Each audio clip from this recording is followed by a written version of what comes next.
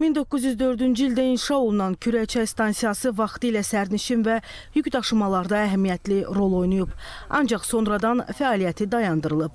Binası isə baxımsız qalıb. 26 stansiya arasında deməli o dövrün nasosları inşa olunubdur. Bu nasoslar biri digərinə neft məhsullarını 50 atmosfer təzyiqi ilə ötürülmüşlər.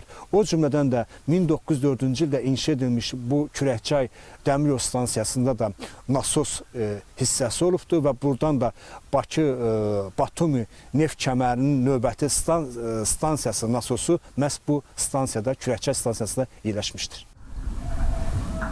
Tarixi Kürəkçay stansiyasının yaxınlığında yerləşən bu qüllə isə vaxtilə Bakı neftinin qərbə, yəni Qaradəniz vasitəsilə xarici bazara çıxarılmasında müstəsna rol oynayır. Belə ki, bu qüllədə buxar vasitəsilə əldə olunan elektrik enerjisi nasos stansiyalarına ötürülüb.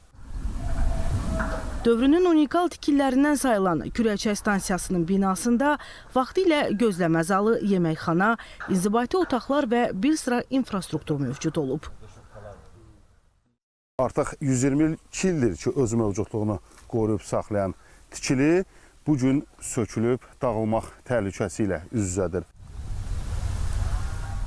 Bu bir tarixi binadır. Bu Azərbaycan dəmir yol stansiyalarından dövrümüzə gəlib çatmış bir nişanədir, bir nümunədir. Bunun qorunması, saxlanılması bir tarixi bina kimi, bir Azərbaycan tarixi dəmir yol stansiyalarından biri kimi çox vacibdir. 122 yaşlı tarixi bina təmir olunarsa bölgənin turizm imkanlarını da artıra bilər.